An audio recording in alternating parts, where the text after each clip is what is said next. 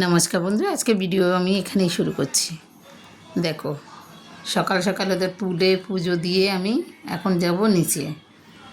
আর এদের সকালবেলা আমি বাতাসা খেতে দিয়েছি আজকে।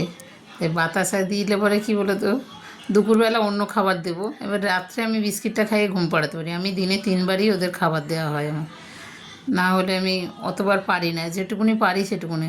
আর একটা আছে, দুপুরবেলা আমি 1:30-2 নাগাদ খেতে দিতে আসি, সবাইকে খাইয়ে আমি তারপরে এসে ওদের পুজো দিই। দেখো, আমার মেয়ে এই যে জগন্নাথ বানিয়েছে মাটির, ওদের ক্লাসে শেখায়, তাই আমি বলেছি ঠিক আছে করা। আর এখানে ওর বাবা কালকের প্রসাদ নিয়ে এসছে, মানে এর আগে সোমবার বোধহয় কেউ গেছিলো, তা সেই তারকেশ্বরের প্রসাদ নিয়ে এসছে। তাই আমি প্রসাদগুলো এখন সবাইকে দেবো। তাই একটু দেখে নিলাম কী আছে প্রসাদ। তাই দেখলাম নকুলদানা আছে, বাতাসা আছে, বাতাসাগুলো প্রচণ্ড কালার দেওয়া। তো ঠিক আছে, পুজোর প্রসাদ তো সবাইকে দেবো, চলো রান্না করি।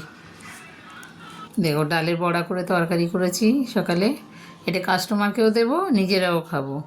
আর হচ্ছে এই যে আলু ভাজা, এই আলু ভাজাটা কাস্টমারের জন্য, আবার এইটা ওর বাবা খায় না বলে এই যে ওর বাবার আসের জন্য এরকম করে আলু ভাজা হয়েছে। আমাদের ঘরে এরকমই সব হয়। আর হচ্ছে মোচার তরকারি করেছি, আর হচ্ছে তিতার ডাল করেছি, লাউ দিয়ে উচ্ছে দিয়ে তিতার ডাল। তারপর এখানে ডেলিভারির জন্য যে প্যাকগুলো করার ওগুলো করে নেব। কাস্টমারকে দিয়েছি ভাত, ডালের বড়া, আলু ভাজা, তিতার ডাল, আর হচ্ছে মোচাও দিয়েছি। আর ওদের চাটনিটা যেরকম চাই সেরকম দিয়েছি। আজকে ওদেরও নিরামিষ, তাই এগুলো আমার সব প্যাকিং করা হয়ে গেছে। এবারে আমি দেওরকে দিয়ে পাঠিয়ে দেবো। দেখো, আমাদের যেহেতু ওর বাবা বলেছে ওল সিদ্ধ দিতে, আর এখানে হচ্ছে শশা কেটে রেখেছি, আবার ওদিকে শশা কিছুটা মাখিয়ে রেখেছি, কেন অনেকে টক খায় না, তাই আমি লেবু টেবু দিয়ে এটা শশাটা মাখবো, সেই জন্য কাটাচ্ছি। যে ধনে পাতা, কাঁচা লঙ্কা, নুন, আর একটু পাতিলেবু, টমেটো আর শশা, এগুলো দিয়ে এটা মাখা করলে নিরামিষের দিনে ভালো লাগে এগুলো খেতে। তাই আমারও খুব ভালো লাগে এটা খেতে, তাই আমি এটা বানিয়েছি। ওর বাবার আমি খাবো, দেওরের আবার ও কী ওষুধ খাচ্ছে, তাই ওকে টক খাওয়া বারণ বলে ওদের ওইটা কেটে দিয়েছে শুধু শশা। তা ঠিক আছে, এইগুলো দিয়ে ভাত খাওয়া হবে। আর ওই তরকারি রয়েছে সব কিছু, আর এটা খুব সুন্দর লাগে, টেস্টি লাগে হেভি। নিরামিষের দিন একবার করে দেখবেন। আর নবদ্বীপ থেকে আমি দই নিয়ে এসেছি কালকে, যার জন্য সেই দইটাও সবাইকে দেবো। তো এগুলো রেডি করে রাখলাম, আর বেগুনটা ভেজে ওদের খাবার রেডি করে দিয়ে আমি আবার উপরে যাব পুজো দিতে। আমি পরে এসেই খাবো, কেন আগে ঠাকুর দেব। আর ঠাকুরের কতগুলো জামা কাপড় সব ধুয়েছি, সেগুলোও মেলে দিয়ে আসতে হবে, কেন মেঘলা মেঘলা করছে, কিছু বলা যায় না কখন বৃষ্টি লাগবে।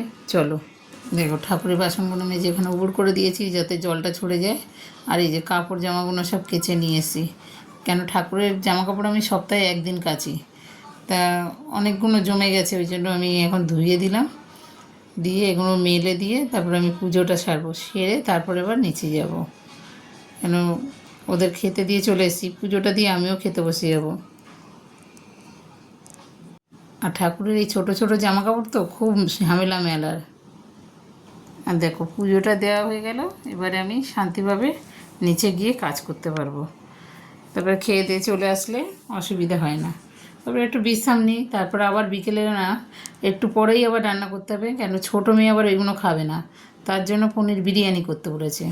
তো সেটা যখন করব তার টাইম তো লাগবে, তাই পুজোটা সেরে নিই, নিয়ে নিজে খাবো তখনই করব, কেন ও 4:30টায় আসবে, তো ততক্ষণ আমার হয়ে যাবে।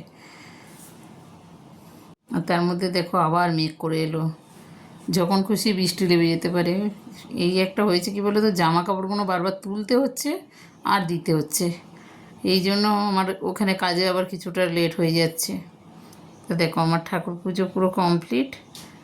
এবারে আমি, তার মধ্যে বলতে বলতেই দেখো বৃষ্টি লেগে গেছে। এবার জামা কাপড়গুলো তুলে তাড়াতাড়ি করে, কি জোরে বৃষ্টি এসে গেছে। এবার বলি জামাগুলো কতক্ষণ মেলবো আর তুলবো, মেলবো আর তুলবো। তো আমি আবার অনেক সময় কী করি, অন্য অন্য জায়গায় দিই যাতে বৃষ্টি তুলে না হয়ে যায়। এখানে জোরে বৃষ্টি হলে তো ছাটাতে দিয়ে যাই, তো তুলে নিলাম সব জামা কাপড়, পরে মেলে দেবো। বুঝেছি, বৃষ্টিটা কেমন জোরে হচ্ছে, আমিও নিচে রাখতে পারছি না, কারণ আমাদের যাওয়া তো উপরে কিছু দেওয়া নেই। এবারে তো সিঁড়িটা পুরো খালি, তো ভিজে যাওয়া, উঠতে গেলেও ভিজবে আর নামতে গেলেও ভিজবে, সেরকম করে সিঁড়িটা, যতদিন সিঁড়িটার না এটা কিছু হচ্ছে ততদিন ভিজে ভিজেই রাখতে হবে।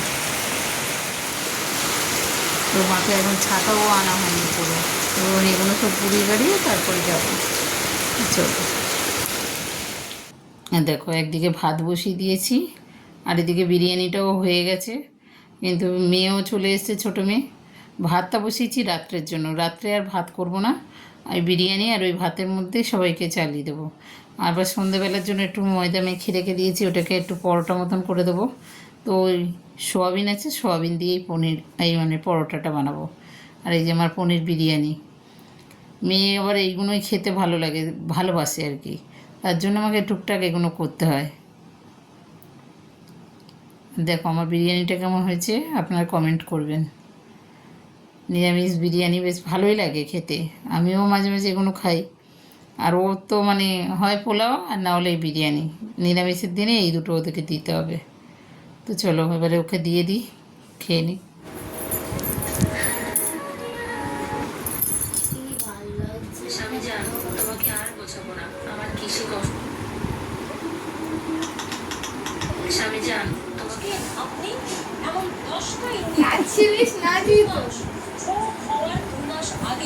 আমাদের শরীর আমাদের জানিয়ে দেয় রোগ হতে পারে। সেই 10টা সিম্পটমস বা উপসর্গ লক্ষণগুলি কি কি জানাবো আপনাদের পুরো 1 মিনিটের। আর দেখো ওর বাবা কত বড় বড় শাপলা নিয়ে এসছে, এই শাপলাগুলো এখন বেছে বুছে রেখে দেবো কেটে। মানে নতুন সবে নিয়ে এসছে, আজকে প্রথমেই নিয়ে এসছে এবছরের শাপলা। তো শাপলা খেতেও খুব ভালোবাসে, সেই শেষ হওয়ার থেকে শুরু অবধি। আর এই যে আমি পনির পরোটা বানিয়েছি, পরোটাতে এত সুন্দর নরম হয়েছে কি বলবো, ময়দাটা যেহেতু মাখা ছিল না, খুব সুন্দর হয়েছে।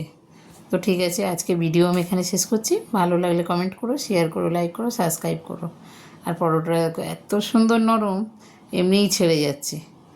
আর এটা সস দিয়ে খেতেও খুব ভালো লাগে। নিরামিষের দিনে কী করবে তখন এগুলো বাধ্য হয়ে সয়াবিন, ধনে পাতা, কাঁচা লঙ্কা, টমেটো, আলু সব দিয়ে একটু কষিয়ে এরকম পরোটা বানিয়ে দেবে, হেভি ভালো লাগে। তার সাথে একটুখানি চাট মশলা দিয়ে দেবে, খুব টেস্টি। আর মানে আর দেখো নিরামিষের দিনে যে যেটাতে খুশি হয় আমার মনে হয় সেটাই করে দেওয়া ভালো, তাতে খাওয়াও হয়। তবে সবাই পারে না বলে তাই করতে পারে না, কিন্তু আমি করে দিই, এখনও পারি তাই করি। আর যখন পারবো না, করবো না।